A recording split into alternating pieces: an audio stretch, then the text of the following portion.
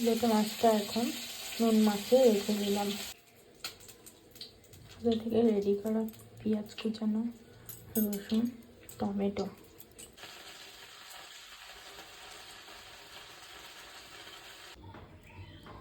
কড়াইটা গরম করতে দিলাম। কড়াইটা গরম হয়ে গেছে, এবারে তেল দিয়ে দেবো।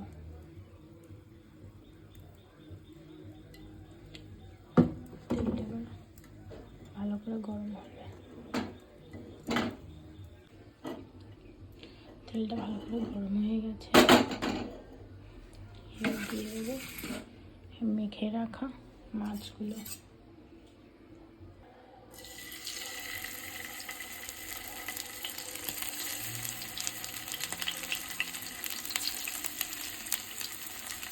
পুরো মাছ ভাজা হয়ে গেছে, এবার ভাজা হবে।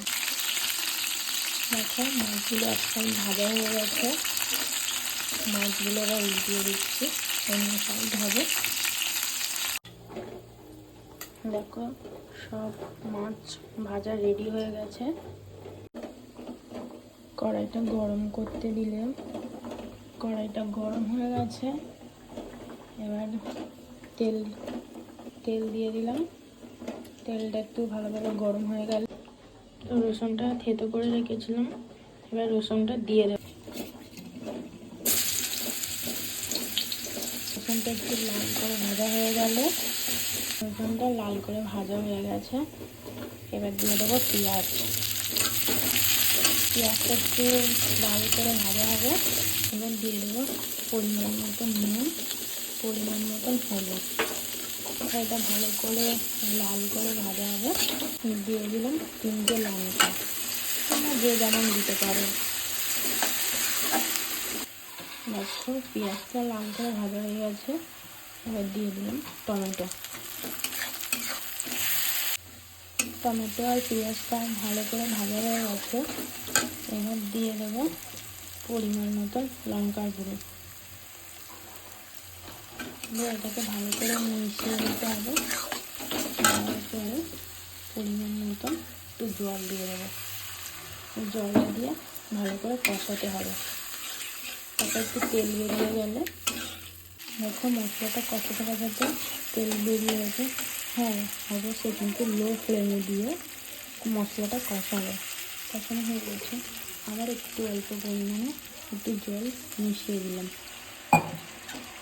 মশলাটা আরেকটু ভালোভাবে কষাতে হবে। মশলাটা এবার ভালোভাবে কষানো হয়ে গেছে, তখন তেল বেরিয়ে গেছে। এবারে পরিমাণ জলটা একটু বেশি দিতে হবে, দিয়ে এবার মাছগুলো দিয়ে দিতে হবে।